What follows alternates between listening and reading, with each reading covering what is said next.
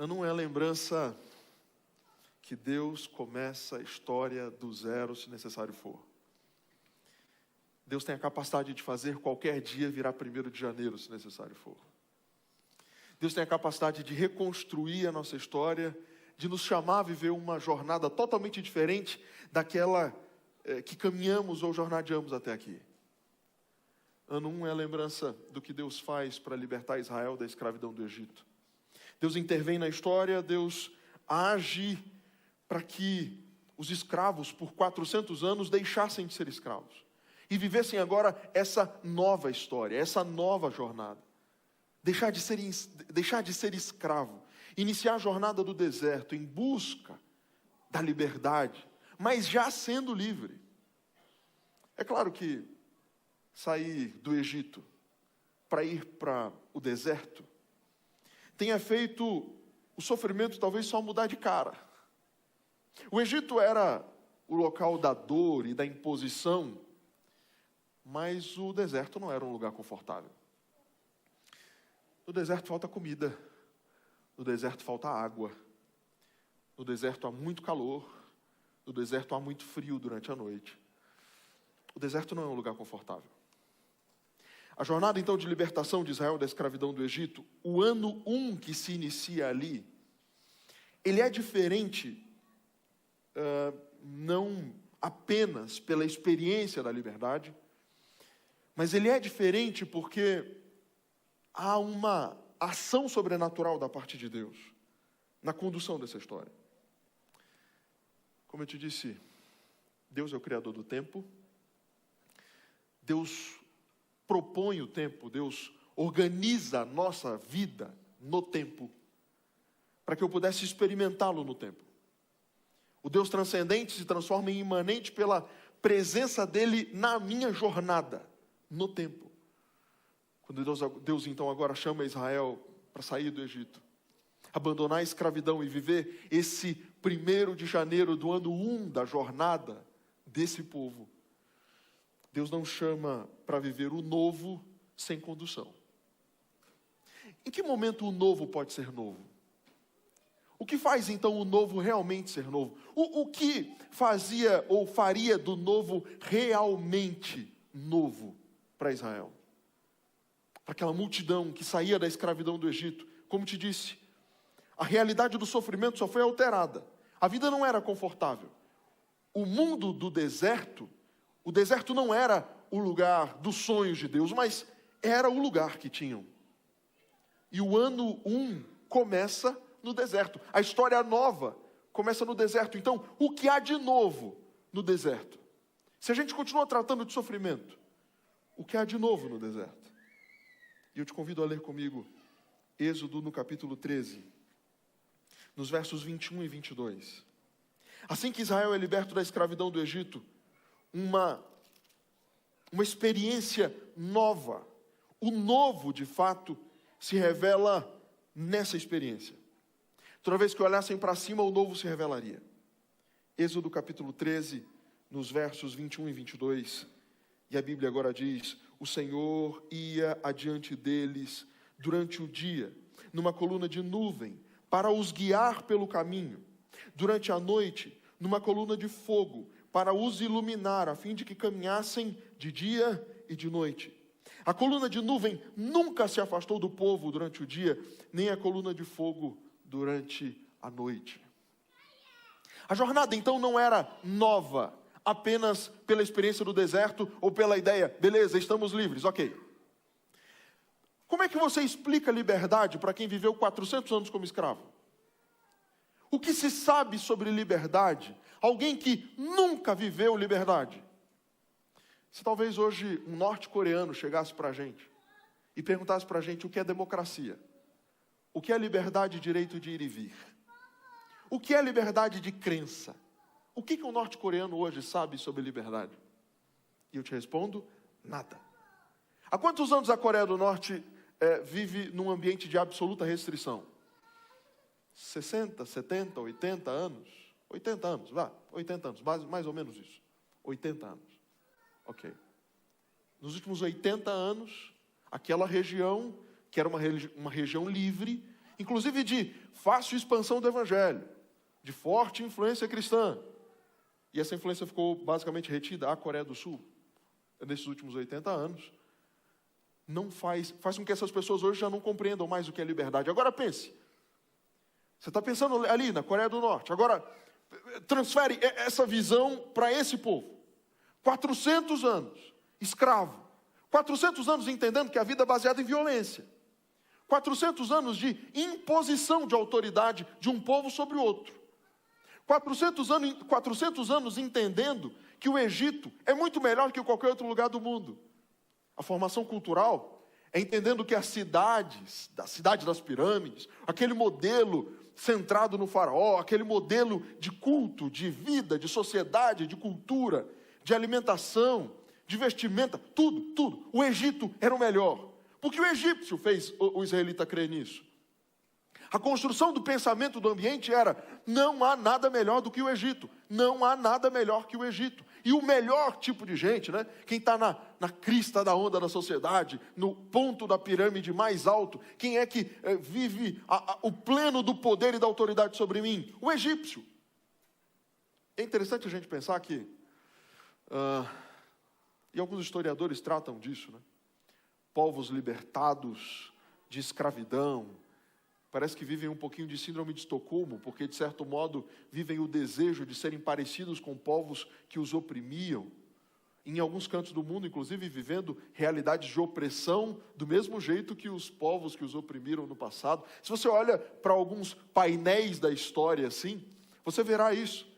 Opressores se tornando, oprimidos se transformando em opressores, porque aprenderam aquele padrão de comportamento e começam a tratar aquele modelo de tratamento que recebeu no passado como o padrão. E o tempo se constrói, e eu aprendo com o tempo a lidar com a vida, a partir desse padrão a mim ensinado. Vamos pensar, se nós pensamos no macro, vamos pensar no micro agora. Pense nas famílias, pense em casa. Somos um país que tratou o adultério como uma marca de valor para os homens por décadas, se não por séculos. Crianças que nasceram em famílias, que viram seus pais tendo inúmeras esposas fora de casa, inúmeras outras mulheres, além da esposa formal que tinham.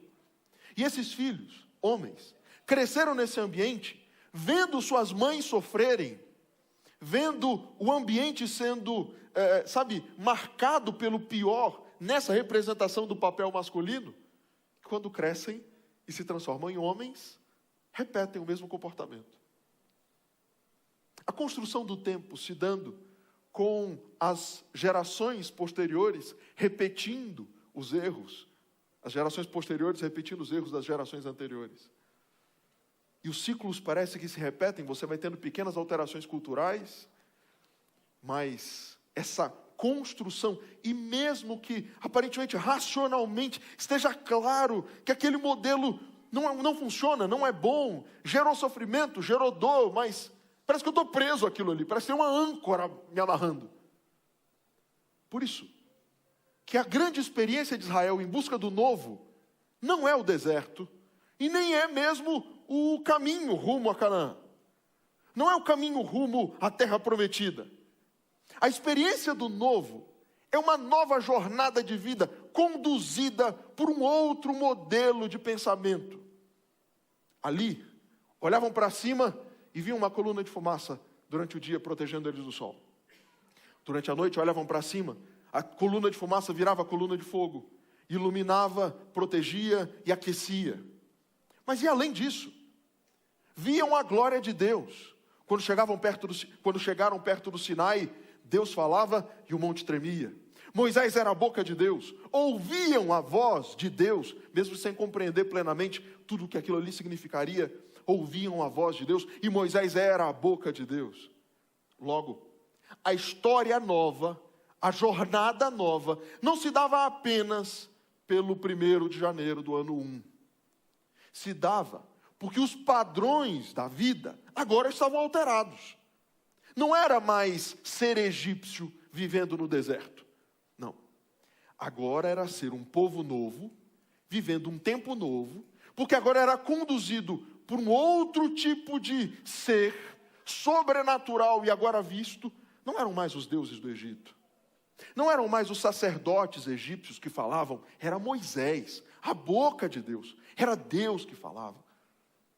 É um tempo novo, num lugar novo, com um orientador novo, ouvindo uma voz nova, sendo conduzido por uma pessoa, por um ser novo. É tudo realmente novo. A experiência do novo não se dá então apenas com um dia novo, se passando um dia após o outro. Mesmo que a jornada do tempo, de fato construída, de 24 horas, uma semana se fecha, um mês, um ano, ok, produza em mim alterações comportamentais através do tempo. Hoje eu quero te dizer que novo, de verdade, reconstrução, como aquilo que nós decidimos na semana passada que queríamos viver, exige de mim ser conduzido por algo realmente novo, por alguém realmente novo. Exige de mim ouvir coisas realmente novas. Exige de mim ser orientado por princípios realmente novos. Por quê? Porque o tempo velho e o velho continuam me influenciando. Com muita facilidade. Eu sou capaz de mudar de país, mudar de casa, mudar de cidade, mas continuar trazendo o velho comigo. Continuar trazendo os meus hábitos, o meu modo de enxergar o mundo. Se eu não for realmente conduzido e passar realmente por um processo de alteração da minha mente, sendo conduzido e influenciado por palavras diferentes, por um ser diferente, não há tempo novo. Há no máximo, eu sendo um velho num outro tempo, em um outro lugar. Só que como Deus chamou Israel a viver um tempo novo, não havia condição agora de ser o velho num lugar novo. É o novo no novo, sendo conduzido pelo novo. A experiência nova, então, agora era Deus ali, conduzindo o dia a dia. Todo dia, amigos. Todo dia. Pegando pela mão e dizendo, vem aqui, dorme aqui, fica aqui. Não tem água, beleza. Fala com a rocha, Moisés, a água vem. Não tem comida, maná chove do céu. E nessa jornada da história, Deus estava ali. Ali. Todo dia, Deus estava ali.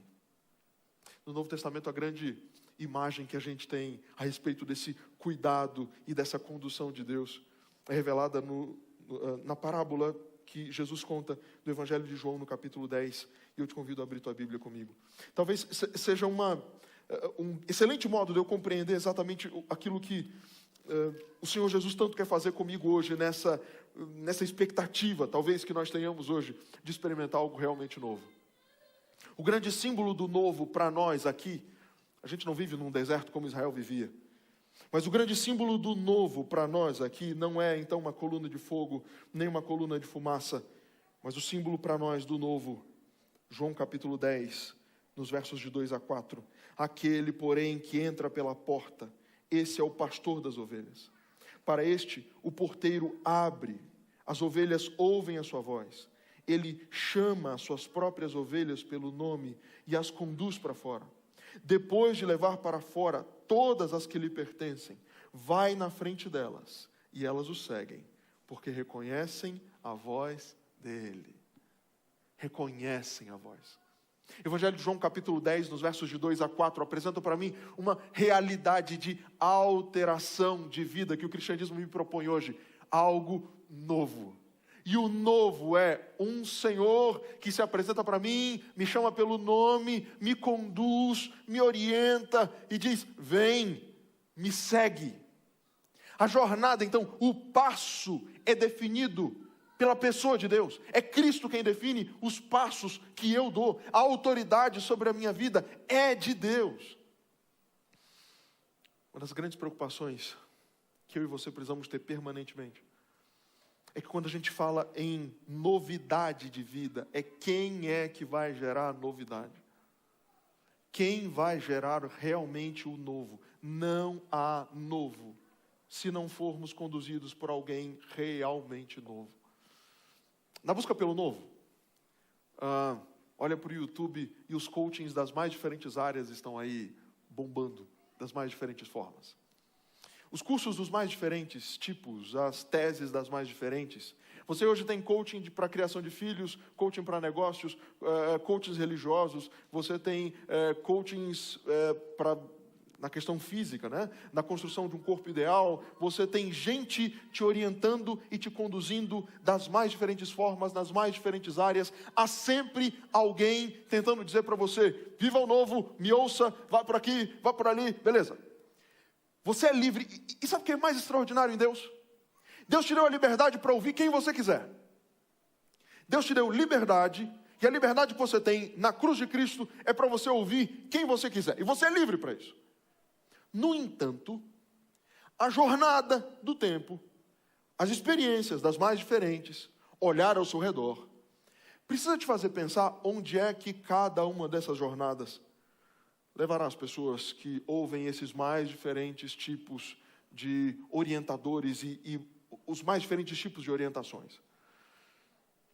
Eu quero te falar, quando a gente trata de algo realmente novo, e talvez você diga, pastor, você está falando de algo realmente novo, me falando de Bíblia. Tem algo mais antigo que Bíblia? Não. Qual é o novo da Bíblia? Qual é o novo da palavra de Deus? Qual é o novo da experiência religiosa? O novo, talvez, seja agora você ouvindo. Talvez o novo seja agora você olhar para o que está escrito há tanto tempo e dizer, eu quero ouvir. Porque eu quero ser conduzido, eu quero ser orientado por isso. Não há nada de novo nas orientações, não há nada de novo na tese. Mas o novo é o meu ouvido. O novo é o meu coração. Deus não havia chamado, o chamado e a condução de Israel não era desvinculado de uma história. Deus se apresenta como Deus de Abraão, Isaac e Jacó. É o Deus de uma história. É o Deus do passado.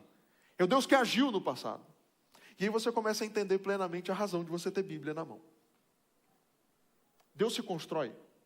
E Deus se apresenta a partir da história dele, no relacionamento com o ser humano. E essa é a razão desse livro existir. A Bíblia existe exatamente para que você tenha noção e compreensão onde é que Deus vai te conduzir. Em que direção Deus vai te levar. E no tempo, e na jornada do tempo, onde é que o tempo termina. Então você pode compreender e ter certeza de algo. Na experiência do tempo. E nos passos que eu e Deus damos. E na condução de Deus. E na forma como Deus orienta e conduz a minha vida. Tudo que eu vivo, toda a minha experiência com Ele, vai resultar e vai dar em um lugar além desse. A minha experiência com Deus, ela e o tempo de Deus, é construído para que eu, de fato, entre na terra que Ele sonhou para mim.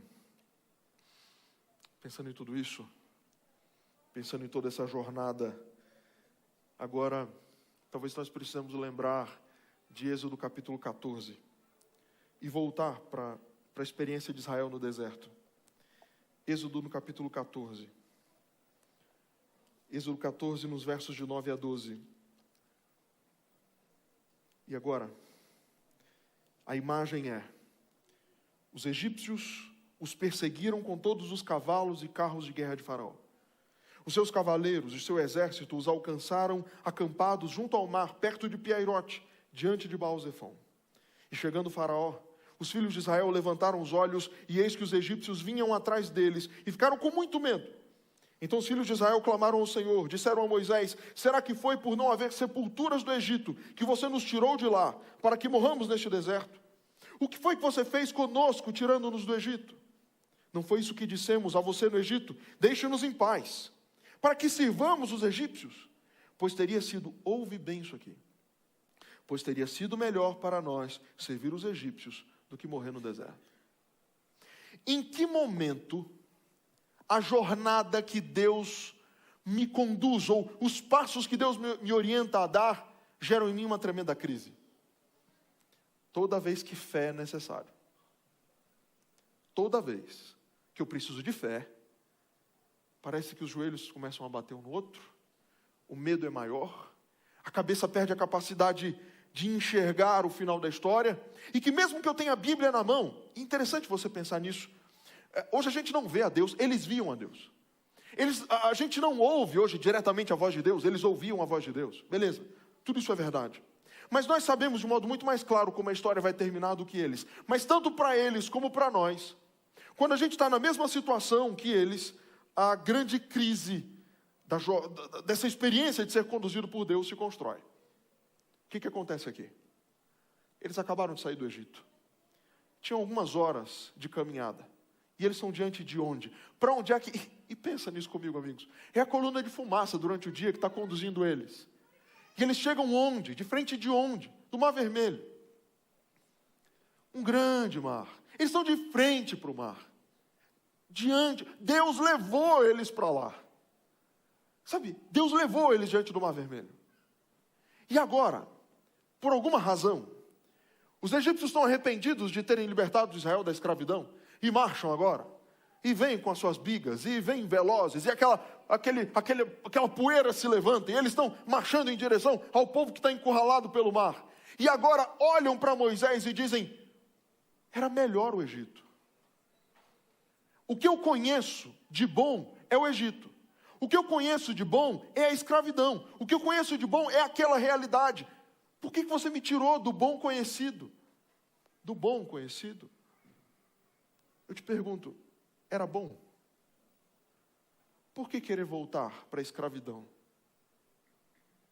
Porque nós somos traídos pelo tempo passado. Porque não é incomum que diante de algum problema, em qualquer realidade, você olhe e diga: poxa, o passado era tão melhor. Tudo no passado era melhor. Parece que eu olho para trás e eu encontro todas as soluções que eu preciso no passado.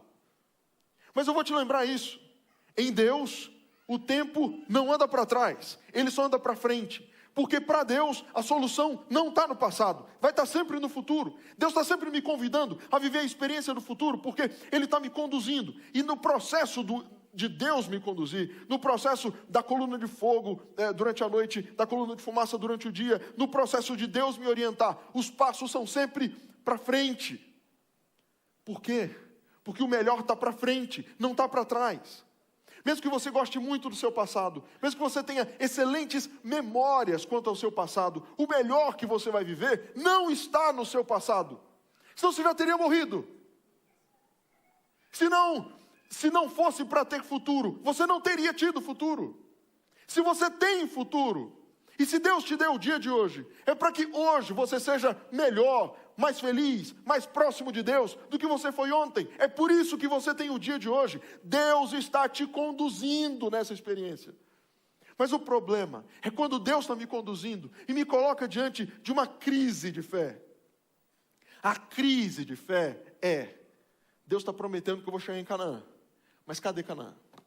A única coisa que eu estou vendo é mar, é água. Eu não tenho barco, eu não sei nadar, não tenho como atravessar isso aqui tudo.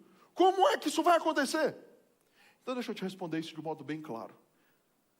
Pouco importa o como, e pouco importa se eu não vou entender. Porque meu papel aqui não é entender. Gente, vamos lá. Volta aqui para mim, pensa nisso.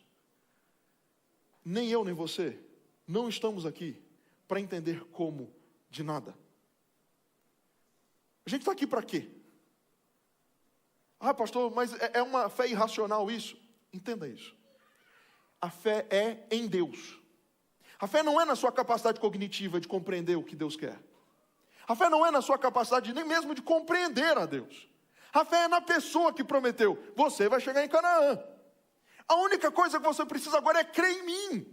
Eu vou cuidar da jornada. Eu estou conduzindo esse negócio aqui. Então, não tenha medo. Não precisa ficar com medo. Se eu estou conduzindo, para de se preocupar com como. Porque com como eu me viro. Deus se vira, sempre se virou. Diante da crise, o que Deus faz? Diz para o povo que marche, Moisés. Não sei porque que eles estão duvidando. Desde quando eu deixei eles na mão? Nunca deixei, e não é agora que eu vou deixar. O Deus que prometeu cuidar de mim e de você, o Deus que prometeu levar a gente para o céu, Ele não pediu para que eu e você entendêssemos o como dele. a forma como ele agiria. Porque na nossa cabeça não cabe os métodos de Deus. Deus pode tudo. Amigos, você se lembra que na Bíblia você tem relato de Deus dizendo que parou o sol? Alguma vez a tua racionalidade já parou para pensar que isso poderia acontecer?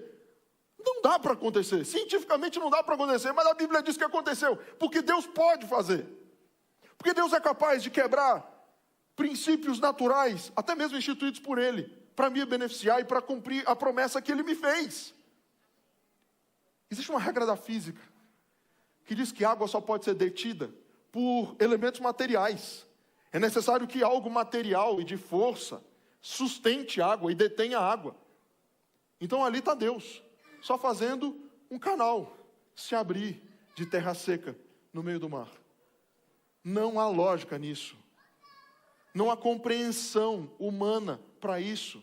Por isso, só creia. O nosso desafio não é outro, senão continuar tendo fé.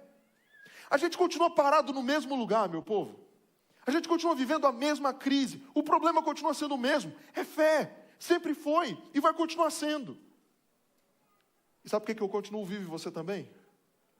É para ver se na jornada da nossa vida, essa fé, os músculos da fé, são desenvolvidos.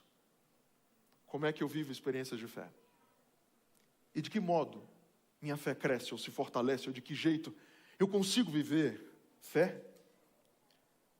Então eu preciso dizer para você, fé só é possível diante do mar. Eu vou precisar viver o mar de vez em quando. Mas pastor, é tão ruim ficar diante do mar e não saber para onde ir. É isso mesmo. Quantas vezes, gente? Quantas vezes a gente vai se ver nessa situação? E diante dela, Deus só me manda uma coisa. Não para. Não para, não precisa parar. Isso vai ser um negócio novo. Uma experiência totalmente nova, né, Patrícia? De um negócio novo, de uma experiência nova. Se vai ser para mim uma cidade nova, um modelo de ministério diferente. Se vai ser para você uma realidade totalmente distinta. O novo se fez, Deus te conduziu para o novo, Deus te trouxe para cá, e você não faz ideia o que vai acontecer com você aqui. Não tenha medo. Só anda, vai, caminha, não para. Não para, continua andando. Não precisa duvidar, não precisa ficar com medo. E de vez em quando, é importante para a gente lembrar isso. Quando eu estou diante do mar, o velho tempo, o velho ser, as velhas características continuam em mim e batendo na porta do meu coração para voltar a assumir o papel da minha vida, para assumir o controle da minha vida. Então, eu te convido a Romanos no capítulo 7 agora. Romanos no capítulo 7, por favor. Abra a tua Bíblia comigo. Romanos no capítulo 7. E eu quero ler com você os versos 18 e 19. Romanos capítulo 7, nos versos 18 e 19. E Paulo agora declara sobre esse desejo inato de voltarmos ao velho. Porque eu sei que em mim, isto é, na minha carne, não habita bem nenhum. Pois o querer o bem está em mim, mas não realizá-lo. Porque não faço o bem que eu quero, mas o mal que não quero, esse faço. Mas se eu faço o que não quero, já não sou eu quem faz, e sim o pecado que habita em mim. O mal que não quero, esse faço, pois o pecado habita em mim. Sabe que lembrança é essa que Paulo me faz? É que o velho continua aqui. Mesmo que Deus me proponha o novo, o velho continua aqui. O desejo, então, de voltar ao velho. Então aqui estamos nós, nessa briga entre o velho e o novo. O velho que eu estou acostumado a ser e o novo que Deus me chama a viver. O novo que é Deus me conduzindo a ouvir a voz dele, ser orientado por ele. Novo e velho, novo e velho. Estamos nós aqui vivendo isso. Mas aí, o velho descrente, sem fé, e que morre de medo de tudo, precisa ser alimentado por promessas. Como aquela que talvez seja aquela que mais a gente precisa repetir, principalmente quando a gente entra nesse ambiente de fé. Pensar na igreja adventista do sétimo dia, numa comunidade de fé como essa, que tem como um dos seus padrões, inclusive em seu nome, a guarda do 7º dia, do sábado, faz com que muita gente olhe para a gente e diga: vocês são um bando de malucos. Então, por que a gente é doido? Talvez porque todo o comércio e a cidade, e São Paulo é uma cidade que não para, e no sábado então, ainda que não para mesmo, e que ninguém pode parar.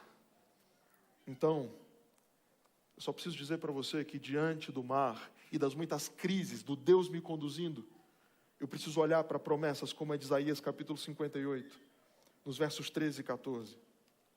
Isaías capítulo 58, nos versos 13 e 14. E ouvir Deus dizendo: se vigiarem os seus pés, para não profanarem o sábado. Você vai dizer: mas pastor, Deus me conduz à guarda do sábado? Sim, é o que eu vejo na Bíblia. Então, Deus me conduz a essa experiência do sábado. E que promessa, e o que está atrelado a isso? Se vigiarem os seus pés para não profanarem o sábado, se deixarem de cuidar dos seus próprios interesses no meu santo dia, se chamarem ao sábado de meu prazer e santo dia do Senhor, digno de honra, se guardarem o sábado, não seguindo os seus próprios caminhos, não pretendendo fazer a sua própria vontade, nem falando palavras vãs, então vocês terão no Senhor a sua fonte de alegria. Eu os farei cavalgar sobre os altos da terra e os sustentarei com a herança de Jacó, seu pai, porque a boca do Senhor o disse. Promessa, promessa, promessa alimenta a minha fé, promessa me faz então olhar para o mar e dizer: se Deus me prometeu, e Ele está me conduzindo para cá, eu creio que o próximo passo vai dar certo. Eu creio que o Senhor está me levando para essa experiência nova, e o novo de Deus é sempre melhor. Mas essa não foi a única vez, diante do Mar Vermelho não foi a única vez que Israel viveu sua crise de fé, né? Em inúmeras vezes, Israel olhou para Deus, olhou para a promessa da terra prometida e olhou para o Egito e disse: ah, como eu queria poder voltar para o Egito. Ah, como eu queria poder voltar para o Egito. Agora, a solução de Deus surge de novo. O tempo. 40 anos. 40 anos agora Israel deveria ficar jornadeando, caminhando pelo deserto. E nesses 40 anos Deus esperava que nas experiências da falta de água e a água aparecendo, na falta de comida e o maná continuando a cair, Deus esperava que essa fé nunca vista em tantos momentos dessa jornada, essa fé pudesse então por fim aparecer. Deus está sempre buscando, tentando plantar em mim fé, tentando fazer com que essa experiência de fé enfim surja.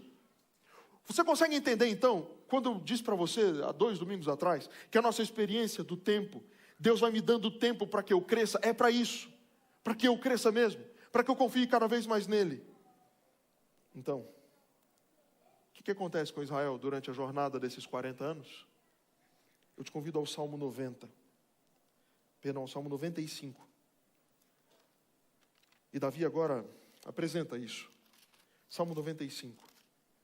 No Salmo 95, nos versos de 7 a 11, Davi escreve: Ele é o nosso Deus, e nós somos povo do seu pasto, e ovelhas de sua mão, conduzidos por ele. Hoje, se ouvirem a sua voz, não endureçam o coração como em Meribá, como naquele dia em Massá, no deserto, nas inúmeras experiências da crise de água e da crise de fé. Quando os pais de vocês me tentaram, Deus dizendo isso, pondo-me à prova, apesar de terem visto as minhas obras durante 40 anos, eu estive irritado com essa geração e disse: esse é um povo que gosta de se desviar. Eles não conhecem os meus caminhos, por isso jurei na minha ira, eles não entrarão no meu descanso. Qual é a crise agora? A crise agora é que depois dos 40 anos no deserto, e depois de em momento algum ter havido espaço para a fé no coração de Israel, os 40 anos agora foram necessários para que toda aquela geração morresse no deserto. O tempo é remédio, mas o tempo também pode ser juízo. Deus está me dando tempo e tempo para você. E Deus está tentando conduzir a vida da gente por esse caminho. Quando Estevão estava fazendo o seu último discurso, antes de sua morte, Estevão, o diácono que foi apedrejado, lá no livro de Atos. No meio do seu discurso, ele tenta apresentar a razão do porquê ele seguia Jesus e o porquê que todos os judeus também deveriam seguir. E ele apresenta a mesma incredulidade e a rejeição a Jesus.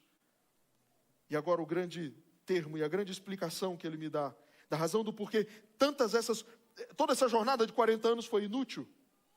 Atos capítulo 7, no verso 39. A explicação que Estevão e a Bíblia me dá, da razão porque durante esses 40 anos, jamais Israel conseguiu ter fé em Deus. E aquelas pessoas precisaram ficar pelo deserto. Atos 7:39. Nossos pais não quiseram obedecer a Moisés, mas o rejeitaram e no seu coração voltaram para o Egito. No seu coração voltaram para o Egito. Eu queria concluir hoje pensando nisso com você. Quando Deus está tentando conduzir a tua vida e conduzir a tua história, Deus está tentando te tomar pela mão e te levar a viver uma experiência diferente. Mas se no teu coração está o Egito, se no teu coração o amor é pelo passado e não há nenhuma possibilidade em teu coração de crer que o melhor está por vir, Deus pode insistir o quanto for. Deus pode te dar o tempo que for. Se não tiver nenhuma abertura de possibilidade para um novo, para a fé, para a crença, para acreditar na promessa, e mesmo que eu vislumbre a promessa, mesmo que eu olhe para aquilo que Deus está pensando para mim, projetando para mim, para aquilo que Ele disse que fará comigo e com a minha vida, nada disso vai me bastar. Porque a questão aqui agora é, meus olhos podem até estar para frente, e eu posso estar até dizendo que eu quero andar para frente, mas meu coração está onde? A gente começa a entender um pouquinho do problema da mulher de Ló, né? Não foi apenas ter olhado para trás, mas era o coração em Sodoma e Gomorra que fez ela virar uma estátua de sal. Essa é a minha questão com você hoje. Onde é que teu coração está? Ele está naquilo que Deus quer dar para você e na condução dele. Está no futuro. Está no amanhã diferente, no coração novo. Você continua dizendo para as pessoas algo do tipo, mas eu gosto de ser quem eu sou. Eu gosto de ser o arrogante, explosivo, sabe? Aquele que não perdoa. Eu gosto, parece que eu guardo um pouquinho desses sentimentos. E mesmo que você não diga isso, mas guarda isso em seu coração e vive como se pudesse ter orgulho de quem você é no passado, ou de quem você tem sido, ou foi até aqui.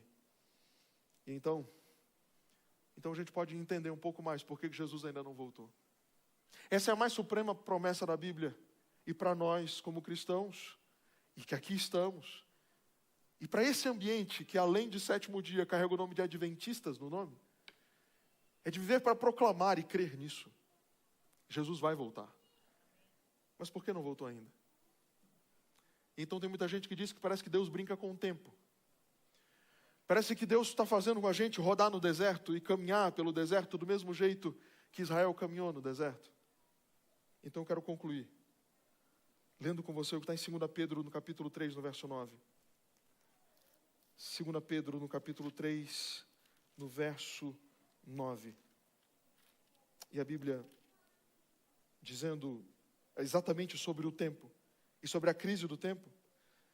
O Senhor não retarda a sua promessa, ainda que alguns a julguem demorada. Pelo contrário, Ele é paciente com vocês, não querendo que ninguém pereça, mas que todos cheguem ao arrependimento. Você consegue entender então por que eu ainda tenho tempo e você também? Por que Jesus não voltou ainda? Por que eu estou vivo? Por que meu coração bate? Deus está me conduzindo em que jornada histórica? Deus está me guiando por que tipo de experiências? É para que eu creia nele, creia nas promessas dele, creia no céu, creia na vida eterna, creia. Porque no final das contas o tempo se torna inútil se minha fé, sabe, se não há fé. Se não há fé. Se não há como crer nele.